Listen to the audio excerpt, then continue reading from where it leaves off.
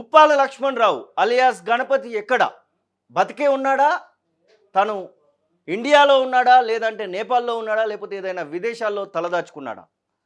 అసలు ముప్పాల లక్ష్మణరావుకు సంబంధించి ఈ ప్రశ్నలు ఎందుకు తలెత్తుతున్నాయంటే, తనకు సంబంధించినటువంటి విషయంలో ముఖ్యమంత్రి రేవంత్ రెడ్డి 130 మంది మావోయిస్టులు లొంగుబాటు సమయంలో మాట్లాడినటువంటి మాటలే దీనికి కారణంగా కనబడతా ఉన్నాయి.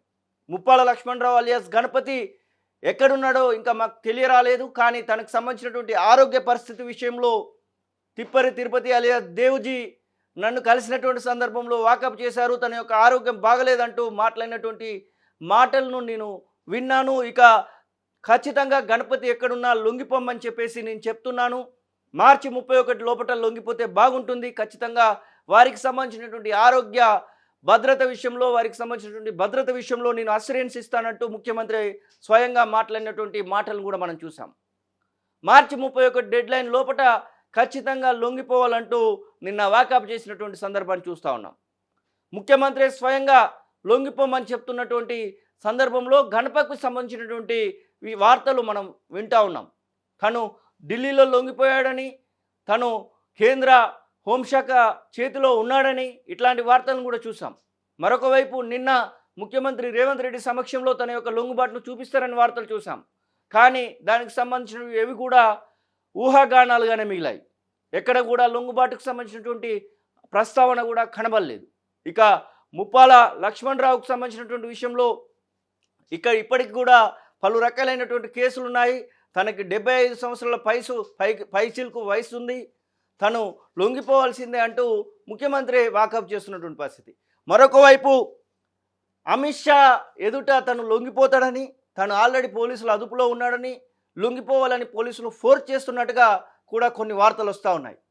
తనకు సంబంధించినటువంటి లొంగుబాటును చూపించి ఇక పూర్తి స్థాయిలో ఈ యొక్క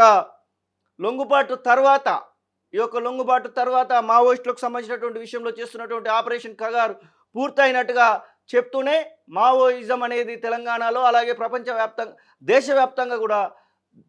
దేశవ్యాప్తంగా కూడా లేదని చెప్పేటువంటి ప్రయత్నం కేంద్ర ప్రభుత్వం చేస్తుందా అంటే అవుననేటువంటి సమాధానం వినిపిస్తూ ఉంది.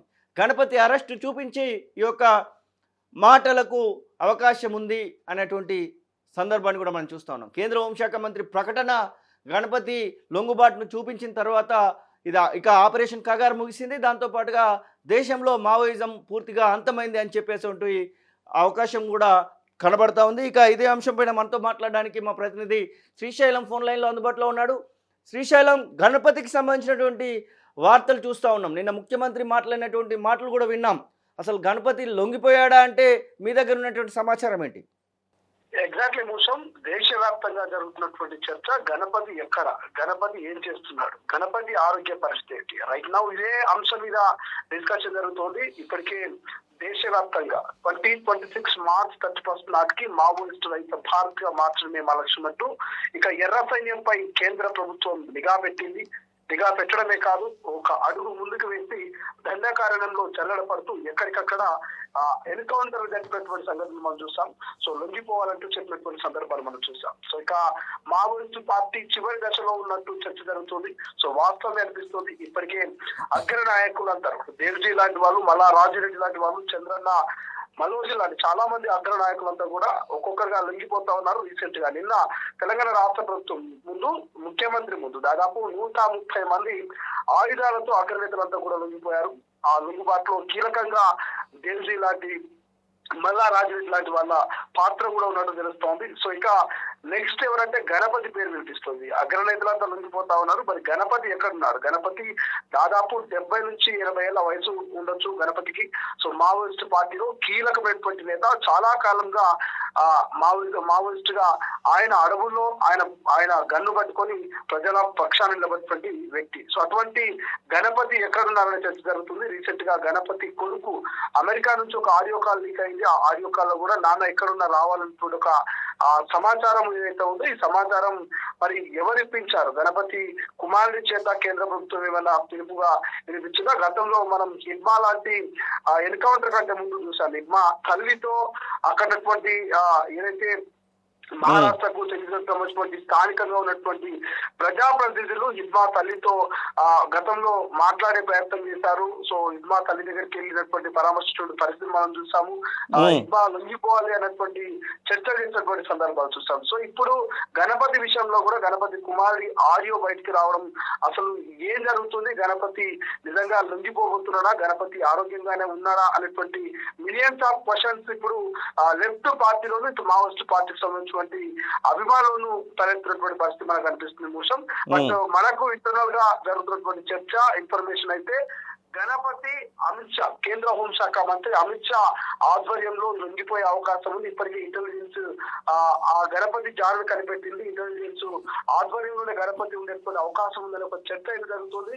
ప్రధానంగా పొలిటికల్ అనలిస్టులు కావచ్చు, లేకపోతే మాజీ మావోయిస్టులు కూడా ఇదే ఊహిస్తా ఉన్నారు. సో ఫైనల్ గా మాజీ మావోయిస్టు వీళ్ళందరూ ఊహిస్తున్నటువంటి అంశం ఏంటంటే గణపతి చాలా కీలకమైనటువంటి వ్యక్తి, చాలా సీనియర్. అటువంటి గణపతి అమిత్ షా ముందు గనక లొంగిపోతే ఆ లొంగుబాటును ప్రజలకు చూపించే ప్రయత్నం చేస్తా ఉంది. 2026 మార్చి 31 కు దగ్గర పడతా ఉంది డెడ్ లైన్. కేవలం 10 నుంచి 15 రోజుల సమయం మాత్రమే ఉంది. మరి ఈ షార్ట్ టైమ్ లో గణపతి కనుక కేంద్ర ప్రభుత్వం ముందు కనుక లొంగిపోతే గణపతి చివరి వ్యక్తి. మావోయిస్ట్ పార్టీ ఎందుకు ఆడిపడింది, ఇక గణపతి లొంగుబాటుతో ఎవరు లేరు, ఇంకా ఉన్న వాళ్ళు కూడా లొంగిపోవాల్సిన అవసరం ఉందని ఒక ఇండికేషన్, ఒక సిగ్నల్ ని కేంద్ర ప్రభుత్వం ఇచ్చేటువంటి అవకాశం కనిపిస్తుంది. ఇప్పటికే రాష్ట్ర ప్రభుత్వం ముఖ్యమంత్రి Revanth Reddy so red carpet వేస్తా ఉన్నాం, మీరంతా జలజీవన్ సమితిలో కలవండి, మీ ఆయుధాలని సరెండర్ చేయండి, మీకు అవసరమైనటువంటి వసతులు కల్పిస్తాం, మీ ఆరోగ్య మెరుగుకై నిమ్స్ లాంటి హాస్పిటల్లో కూడా మీకు ఖచ్చితంగా వైద్యం అందిస్తాము, మీకు అవసరమైనటువంటి కేసులు ఉంటే ఏవైతే ఎత్తివేసే ప్రయత్నం చేస్తాము, అవసరంగా మీకేదైతే మీపై ఉన్నటువంటి రివార్డులను పెంచేటువంటి ప్రయత్నం చేస్తాం, సో అన్ని రకాలుగా ఆదుకుంటాము, సో దయచేసి లొంగిపోయినట్టు ముఖ్యమంత్రి చెప్తా ఉన్నారు. గతంలో డీజీపీ చెప్పారు, ముఖ్యమంత్రి రేవంత్ రెడ్డి చెప్పారు.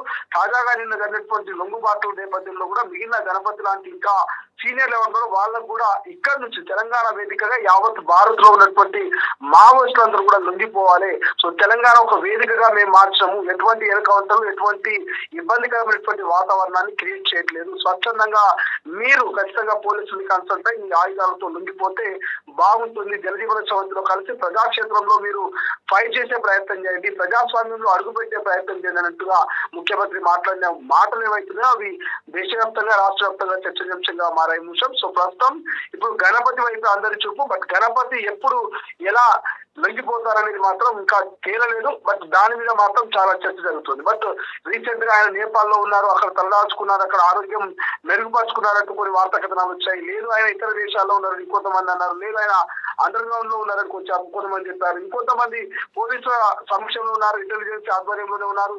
ఫైనల్ గా మార్చ్ ఎండింగ్ లో ఆయనను ప్రజల ముందు తీసుకొచ్చి ఆయనను సరెండర్ చేసి ఒక ఎగ్జాంపుల్ గా ఇక మావోయిస్ట్ పార్టీ అంతమైపోయిందని కూడా ఒక ఎగ్జాంపుల్ ని సెట్ చేసేందుకు, చరిత్రలో ఒక హిస్టరీని క్రియేట్ చేసేందుకు కేంద్ర ప్రభుత్వం ఒక వ్యూహాత్మకంగానే ఆ గణపతిని దాచిపెట్టినటువంటి బడ్జెట్ అయితే చాలా చర్చలు అయితే జరుగుతా ఉన్నాయి. మరి ఏదేమైనప్పటికీ మాత్రం మావోయిస్ట్ పార్టీకి ఎందుకు ఆడుపడింది, దశాబ్దాల మావోయిజం అనేది అంతమైపోయింది. మావోయిస్టు పార్టీకి సంబంధించి మావోయిస్టు అయితే భారత్ గా మార్చమే పెట్టుకున్న లక్ష్యాన్ని కేంద్ర ప్రభుత్వం చేరువలో ఉంది.